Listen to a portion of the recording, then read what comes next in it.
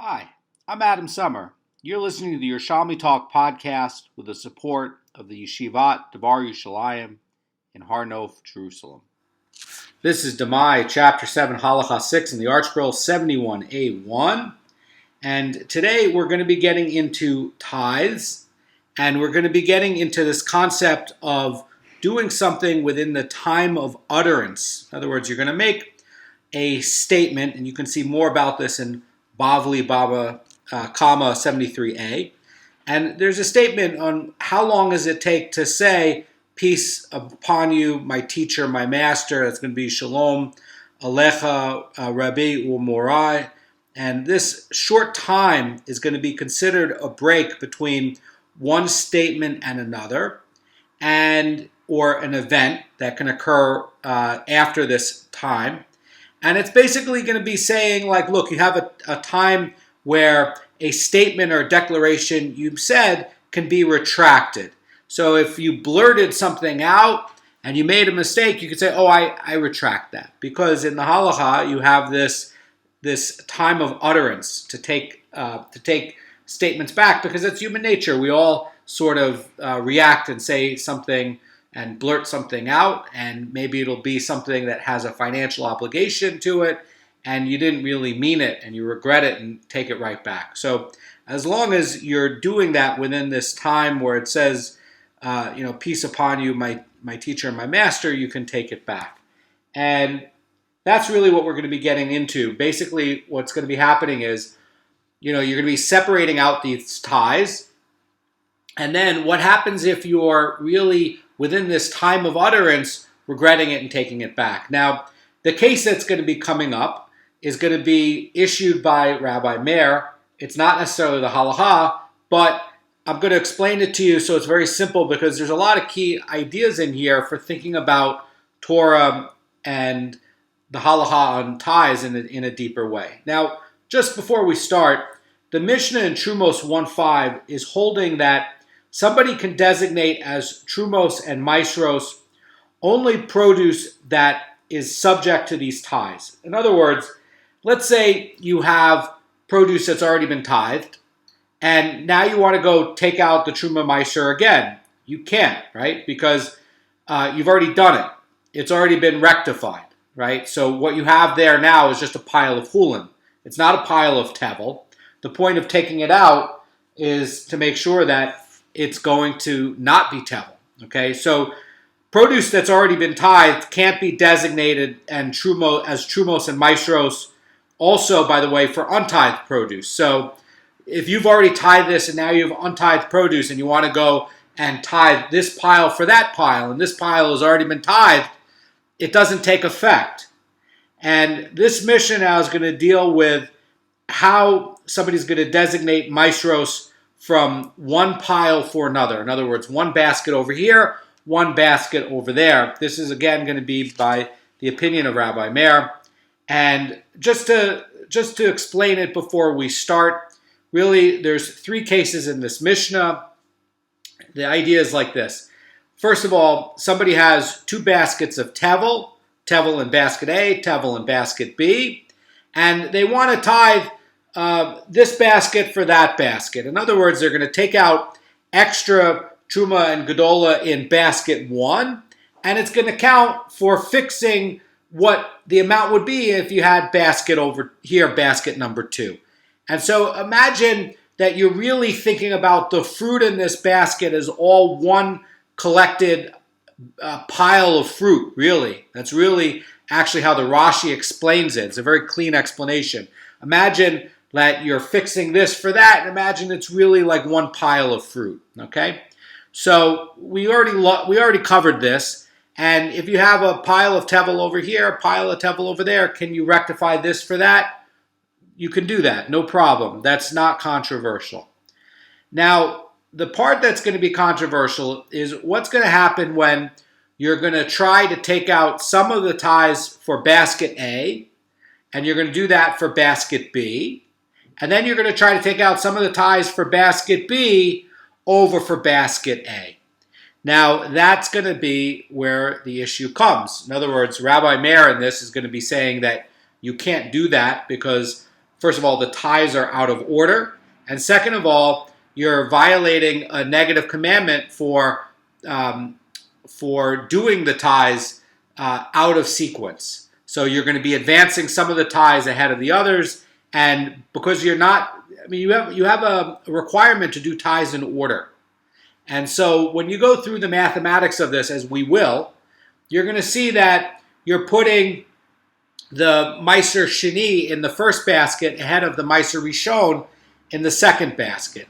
And Rabbi Meir is going to forbid this. So then you have the third case, and this is also going to be a maloket.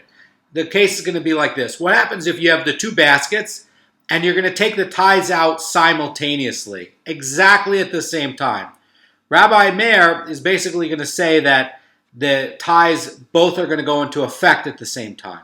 That's really going to be what the three cases are in the Mishnah. Let me read you the Mishnah. It says, if one had before him two baskets of tevel, and he said, the maestros in this basket are in that basket, the fruit in the first basket is tithed and permitted for consumption. So, again, what we're seeing here is that the person rectifies the first for the second. And, can you go ahead and, eat the pile from the first or the second? Yes, because you've rectified. In other words, let's say you're dealing with 100 figs. All 100 figs in the basket are now chulin. They can be eaten immediately, by the way. And even though he didn't physically separate the fruit in the second basket, that will be meiser, nor did he specify which fruit that is going to be there in, specifically, it's going to be in the north side or south side. His designation is immediately effective. And there's actually no novelty here, says Rashi in the commentary in the Mishnah. And there's no novelty in this particular ruling. Why is this in here? This is here to set up the next case, because the next case is going to be, the issue here. In other words, this first case, we don't learn anything new. We know this already. But what we don't know is going to be in the second case. The second case is going to be where the novelty is, and you need to know the first one to understand the context of the second one. Second case goes like this. If he stated, the maestros of this basket are in that basket, and the maestros of that basket are in this basket. In other words, he's going to say, okay, I'm taking some of the ties from basket A, putting it into basket B, and then, and the key is and then, he's taking some of the basket B ties over for basket A. So the Gemara says, or the Mishnah says, the fruit of the first basket is tithed, but the fruit of the second basket remains tevel. In other words, the first case is going to be like the first part in this Mishnah, right? I tithe A for B. That's basically going to be valid. Now, in the case over here, I'm tithing A for B, and now I want to go tithe B for A. Only the tithe of A for B is going to be valid, not B for A.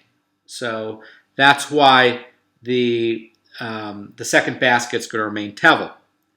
And the idea in the third one is we're going to be doing this at the same time. So if he said, the maestros of these two baskets, each basket's maestros are designated in the other, he has successfully designated the ties of the fruit of both baskets. In other words, the maestros for both baskets go into effect.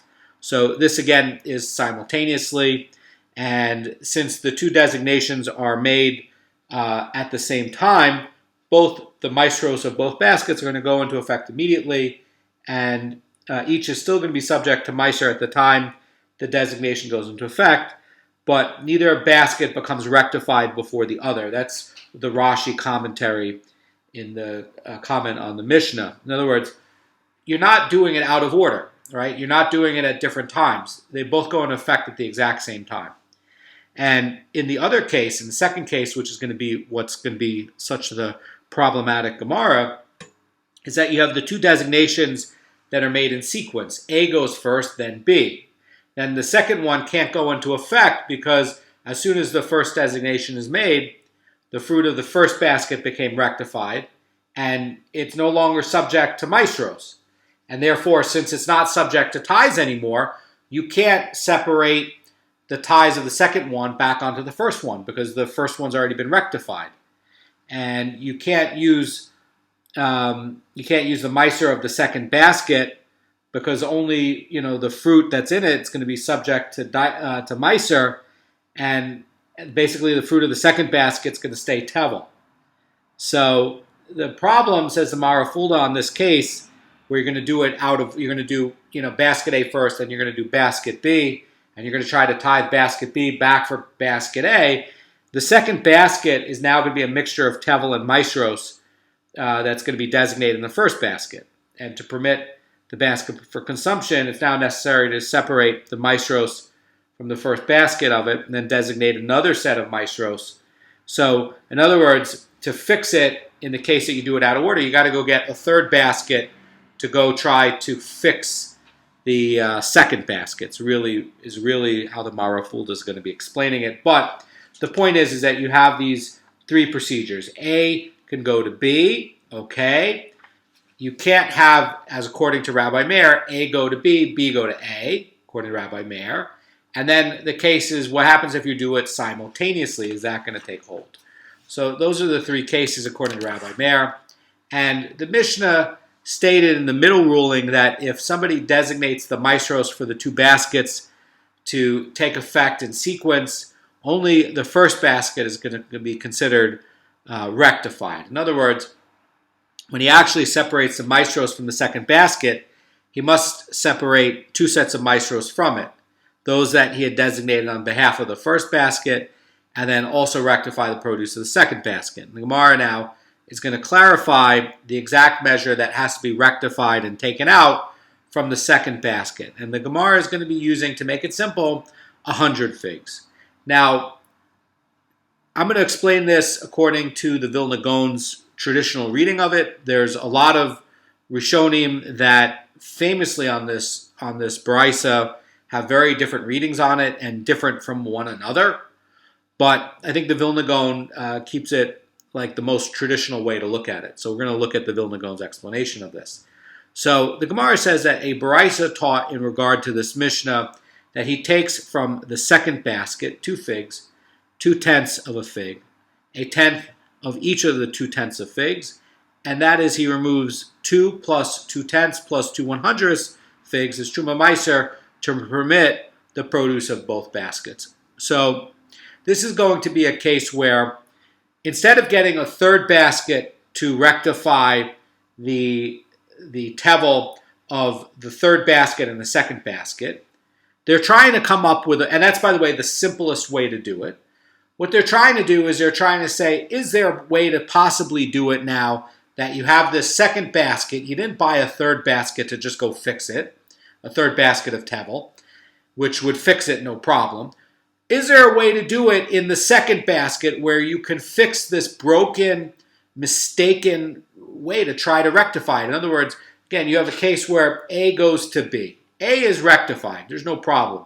But B now has a problem because if you're going to read it like the Mara Fulda, you might have in there a portion that's going to be tevel and chulin, or you might have a case where it's going to be totally tevel.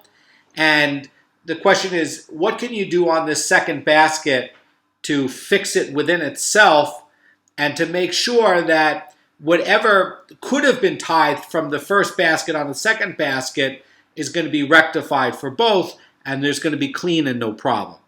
And this is going to be very controversial. So the idea is that, and again, how is the Vilna Gaon reading it? The Vilna Gaon is saying that the Bryce is explaining this second ruling of the Mishnah.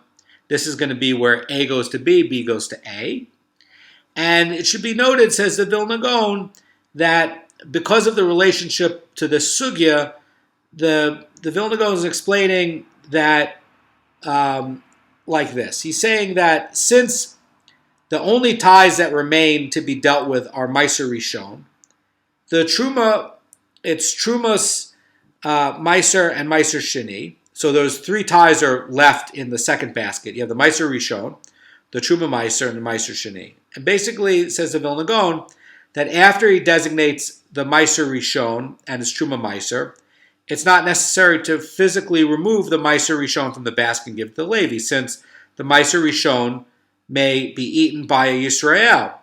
That, by the way, is going to be if it's going to be Demai, right? So the tribe of the Levim can't prove that it's already, maybe it's already been tithed, and so you're going to be allowed to keep it if it's Demai. You don't have to give it to a Levi. Obviously, it's good if you do, and you're allowed to sell it to the Levi. That's even allowed as well, but you can keep it for yourself. So one only is going to pay the value to a Levi. Now, the Meiser Sheni in the basket also doesn't need to be removed after designating it, says the Vilna Gaon, since Meiser Sheni can be redeemed and thereby rendered permissible where it is. In other words, the redemption money is going to be taken to Jerusalem, and then you're going to turn it into food there, and you're going to have it there. So the only tithe, says the Vilna Gaon, that must actually be removed from the basket after being designated is the Truma Meiser. That's going to be what's sanctified as Truma, and therefore forbidden to the non-Kohen. And we're talking about here this brisa that's talking about 100 figs to keep it simple. And the brisa is stating that in order to permit the figs in these two baskets for consumption, 2 and slightly more than 1/5 of a fig, it's going to be 2 plus 2/10 plus 2 100ths, have to be removed as the Truma Meiser. And basically, after you do it, and by the way, the easiest way to calculate this, to calculate the Meiser for the first basket, is in stages. To fix the first 90 of the first basket, you take out 10, and you're going to do 10 in the second basket as Meiser. And then to rectify the next, you take out 9 figs, and then you're going to designate 1 more in the second basket. And so far, that's going to be 11 figs.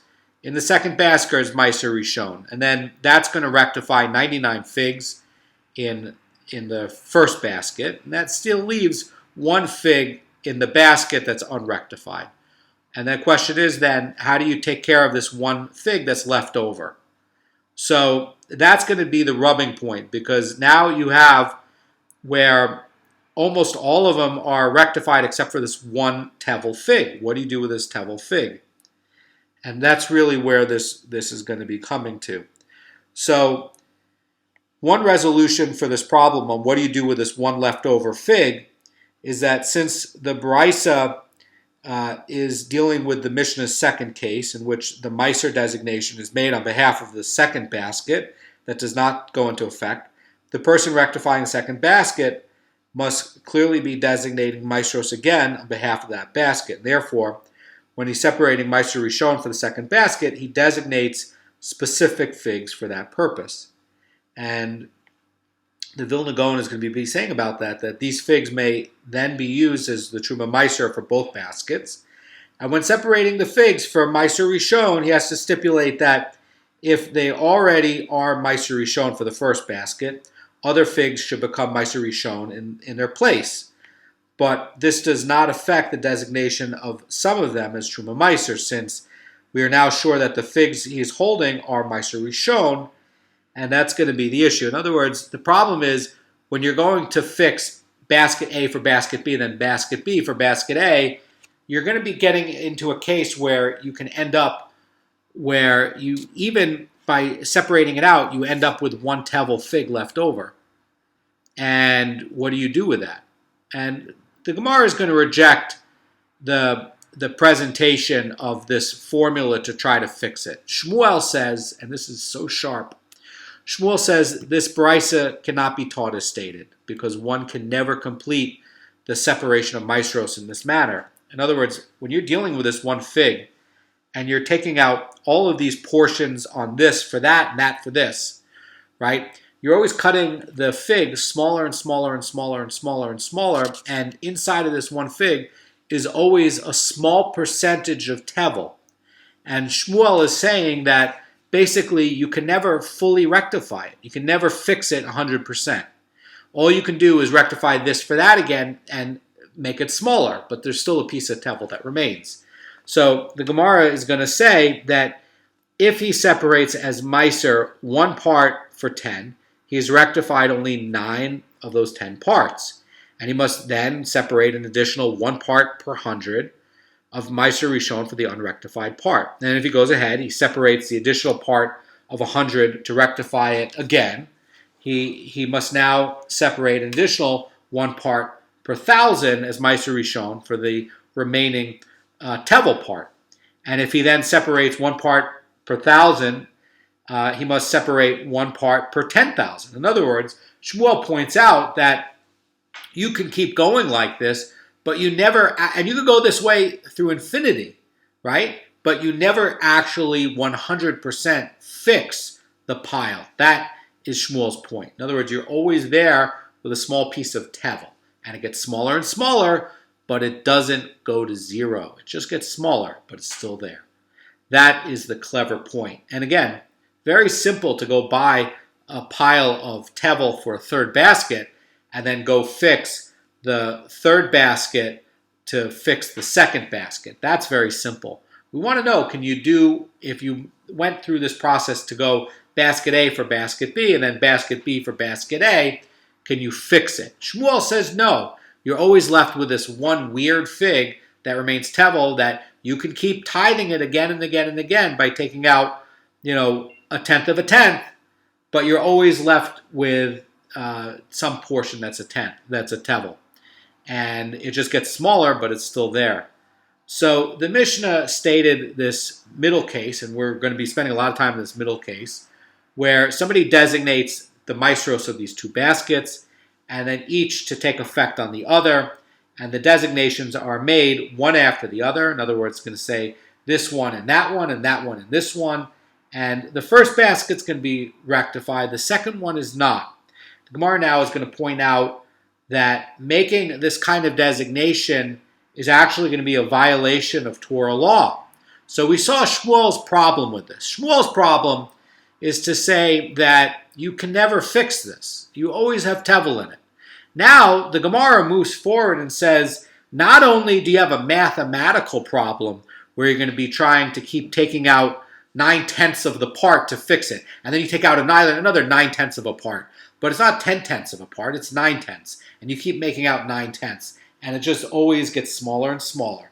Over here, there's a biblical reason, and this is going to be an amazing insight because the Torah is very precise, and it cuts things off because it's very precise, right? It comes from Hashem, and there's 2 problems that, the 2 basic, things in the Torah that say, like, you shall do it this way and you shall not do it this way. And why is that? Because you get to Shmuel's problem. Because if you tithe this for that, that for this, you end up with a mathematical mess that you could never fix, right? So the Gemara is going to be trying to issue and deepen our ideas about the Doraita implications with tithing out of order like this. And the Gemara says that Rabbi Yosef bar Hanina said for what he did for the first basket, he transgressed the positive commandment to tithe in order. And what he did to the second basket, he transgresses both the positive commandment to tithe in order and the negative commandment not to reverse the order of the tithes. So the Torah is not going to allow reversing the order of the tithes by delaying a separation of an earlier tithe until after the separation of a later tithe. In other words, you can't hold off on doing your Truma Gedola and then go do your Meiser Sheni first and then go back to do your Truma Gedola, right? So you have to do an order and you can't reverse it, okay? And there's a positive commandment to do it in order and a negative commandment not to reverse the order of tithes. In other words, that you have a Doraita thing not to go and take out your Meiser Sheni before you do your Meiser Rishon. You shouldn't do your Meiser Sheni before you go and you do your Truma Gedola. You shouldn't do these things out of order. And you have a mathematical set of problems that comes up if you do it out of order. And the Torah just says, okay, don't do it, and also you will do it in order, okay? And basically by doing it where you're going to do basket A for basket B and then basket B for basket A, you're going to be violating it. That's what this is trying to say. So the Gemara explains and says, for what he did for the first basket, he transgresses the positive commandment to tithe in order because he designates two Meiser designations. It's going to be Meiser Rishon and Meiser Sheni. He's going to be doing it simultaneously and not one after the other as it should be done. So when you're doing basket A, then basket B, and then basket A for basket B, then basket B for basket A, when says Amara Fulda about this, when he declares the maestros in the first basket should be in the second basket, he's basically designating both the Meiser Rishon and the Meiser Sheni simultaneously. That's the problem. And basically what happens is he's violating the positive commandment to separate the Meiser Rishon before Meiser Sheni. In other words, you have to do it in order. You take out the Meiser Rishon first, then the Meiser Sheni. And over here, basically, he's, by taking basket A for basket B, he's basically doing Meiser Rishon and Meiser Sheni at the same time. And you can't do it. You have to do it out of order. Not at the same time, out of order. You have to do it in order. And basically, he's transgressing the negative commandment also because the Meiser Rishon designation is going to be coming after the Meiser Sheni designation. So he shouldn't do that.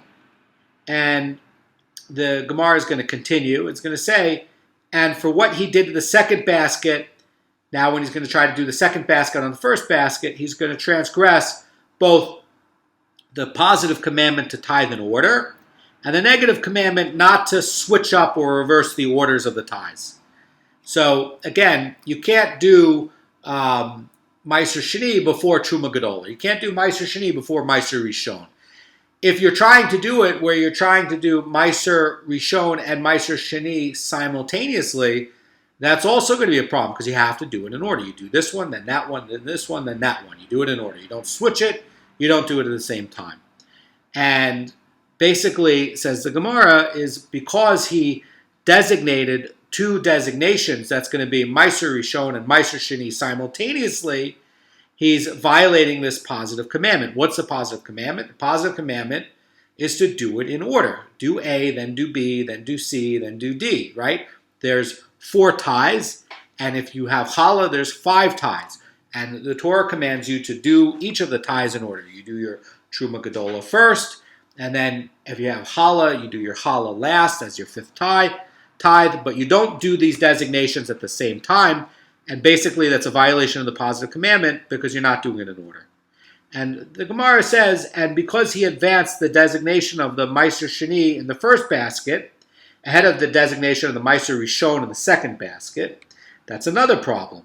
So the Mara Fulda says about this, that by rectifying the first basket of its Meiser Sheni obligation, before he rectifies the Meiser Rishon in the second basket, he's basically transgressed this violation and this prohibition by reversing the order of tithes.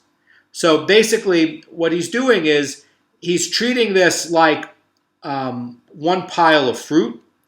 And basically what he's doing is he's taking out the maestros in one basket for the other basket. And he's basically treating the 2 baskets like one single batch of fruit. And he's basically taking out the Meiser Sheni of this first part before he ever got to the Meiser Rishon of the second part. And by treating it all as, one giant pile, you have part of this pile as a location of this area of this pile that you switch the order of the tithes, because this area of the pile over here is supposed to have the Meiser Rishon taken out, and you've taken out on behalf of the second pile the Meiser Sheni of the second pile before you even got to the Meiser Rishon. Why? Because you tied the first basket on behalf of the second basket. So you finished the tithes of this first area of fruit, and you did of this first area of the fruit, you did the Meiser Sheni. Now you're getting to the second area, and you're going to tie the second area on behalf of the first area. Well, this area over here already had the Meiser Sheni taken out, and it didn't have the Meiser Rishon taken out yet.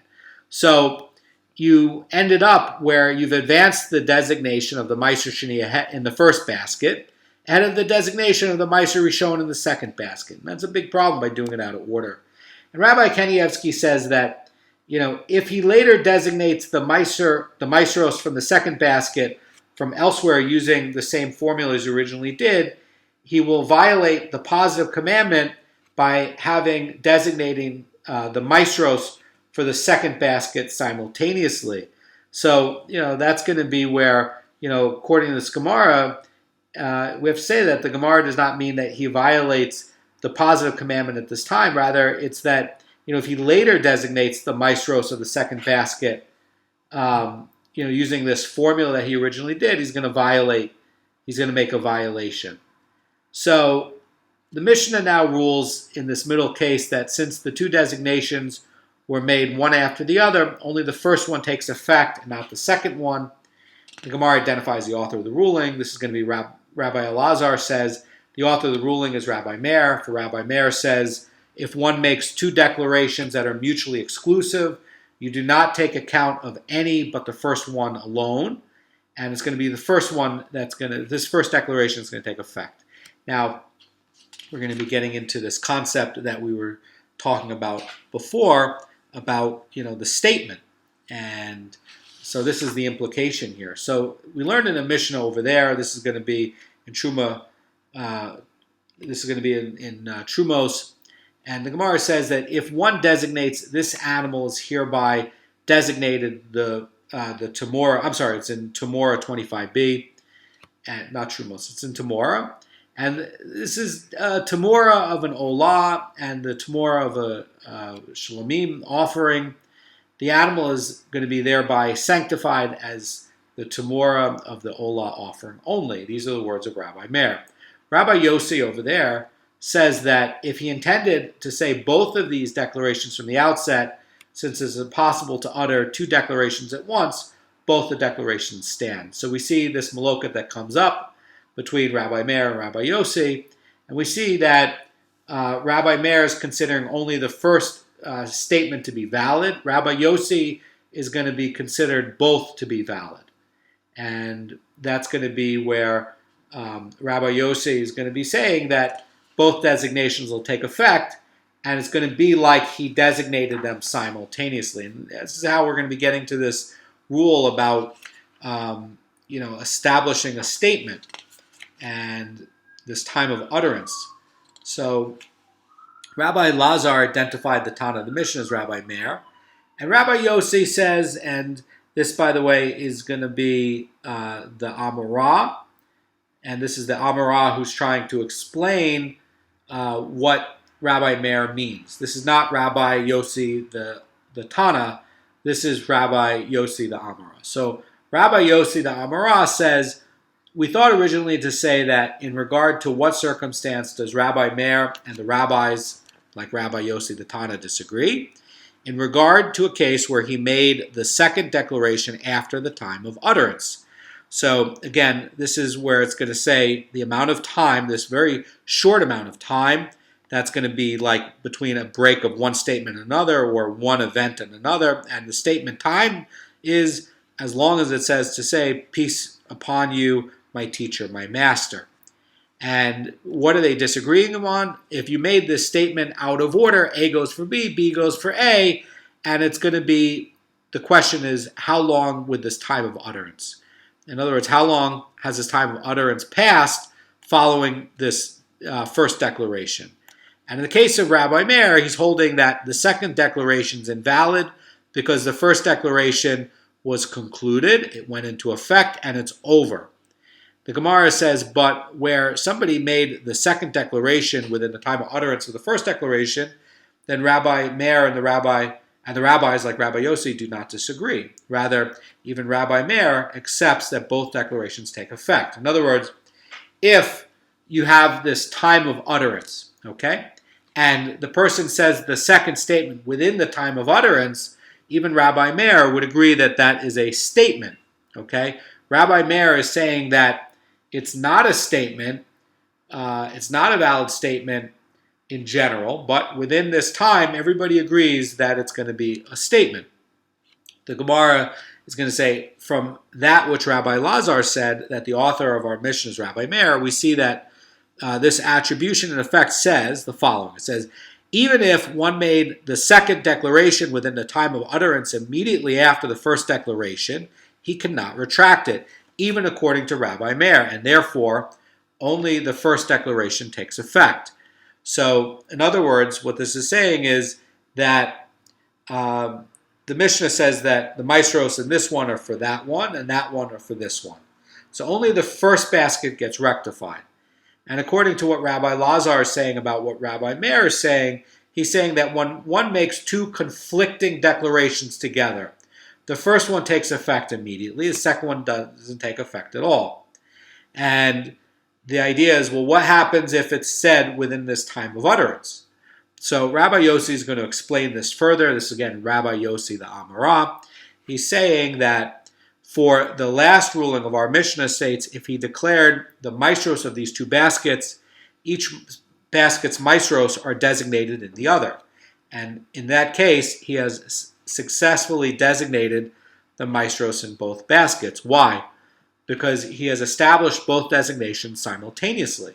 This implies that if he designated the maestros of the two baskets, one after the other, within this time of utterance, you would not take into account any but the first designation alone. In other words, if you're making it, and basically what he's saying is, look, even Rabbi Meir would agree that if you made the declaration one after the other, but within this time frame of the time of utterance, it's going to be like a simultaneous declaration. Both are going to go into effect, and basically what this is going to be saying is that, look, Rabbi Meir's opinion is stated that, look, normally if you're going to make conflicting statements, okay, and you say the first one is a valid statement, the second one's an invalid statement. Only the valid statement's going to take effect, okay? The second one's not. But the novelty over here is if you're saying this, and again, the second, we covered this, right? The second statement going for the first one is a problem, okay? We see mathematically what Shmuel is saying. You never fully rectify it. You always have some portion of tevel in there. It's a problem, okay? Rabbi Meir's point is that, yeah, normally speaking, A goes to B and B goes to A. Look, only A goes to B works, okay? And you have a problem with basket B. And we also saw in the third part, according to Rabbi Meir, if you do both baskets simultaneously, though, that's going to be okay. Effectively, what they're saying is if you're taking this within the time of the utterance, okay? Rabbi Meir is effectively even agreeing that that's like a simultaneous declaration because it's within that short time frame. And if it were any longer, it would not be a valid statement. Even Rabbi Meir is agreeing that if you do it within, if you don't make it as a simultaneous declaration, but you do it one after the other. You do A goes for B, B goes for A, and you do it one after the other within this time, this magical time of the time of utterance. And you can see more about this in Bavli Baba Kama 73a. You can also see this in Shavuot, which is about oaths in 32a, and Nedarim 87a. You can see that it's going to be treated like a statement that's still going to be valid, okay? And it's going to be treated not as A goes to B, B goes to A, but A and B are done simultaneously at the same time.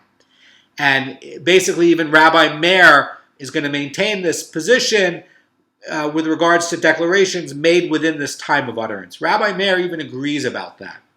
And Rabbi Lazar is establishing that in our Mishnah regarding the maestros, where it's going to be like Rabbi Meir, even in regard to a Tamura, the Gemara is now going to reverse the comparison and draw a conclusion regarding Rabbi Meir's opinion in the case of the Tamura from his ruling from here in Maestros. And the Vilna Gaon is going to be saying that, both are going to explain the Gemara in the same way.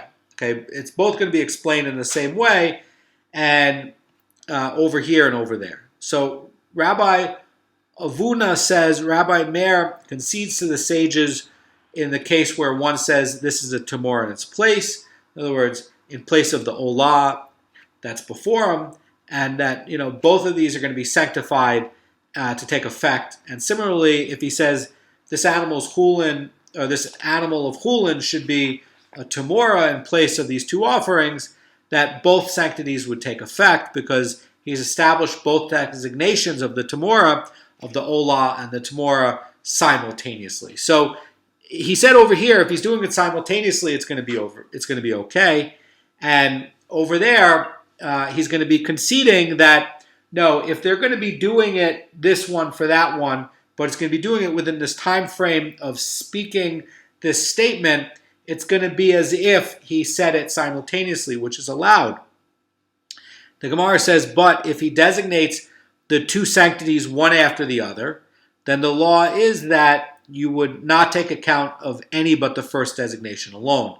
So the last clause looks redundant since Rabbi Meir says that in Tamora, it looks like this is an extra statement. And this last clause looks like it's extra. So just as Rabbi Meir is ruling in our Mishnah that if one declares the maestros of both baskets to take effect simultaneously, they both take effect. And so too, he's basically going to be holding and changing his opinion that if you take the Tamora designation, that if he declares that the substitution for both offerings to take effect immediately, both sanctities are going to take effect.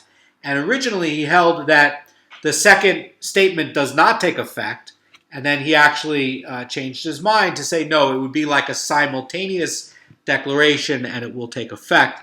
And again, this is all going within the time of utterance. Now, in this conclusion, this dispute between Rabbi Meir and the rabbis are talking about a case where you have two Tamora designations and it's all being made within the time of utterance. And this implies that Rabbi Meir holds that one cannot retract or modify a Tamora consecration even within the time of utterance. And now that's going to be the question that Rabbi Huna is going to clear up for us, and then we'll be finished with this Gemara. So the Gemara is going to clarify this, and the Gemara says, has not Rabbi Shmuel bar Rav Yitzchak said in the name of Rav Huna, that if one said this animal is a Tamora of an Olah offering, he may change his mind about it within the time of utterance. In other words, you can change your mind, you can even retract the Tamora designation within this time. So the Gemara is going to be explaining this further. It says here, regarding the ruling of Rav Huna, the cases where he intended to reduce the sanctity of the Tamora, and from basically he's making, the Olah is a higher one than the Shalamim, right? So he's basically changing his mind about it.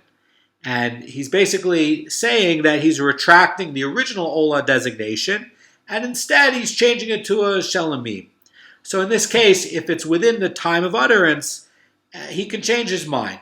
But the Gemara says, but here regarding the ruling of Rabbi Meir, that's going to be a case where his intention is going to be to add to it. In other words, he's going to be trying to add to the original sanctity of this substitution Tamora animal.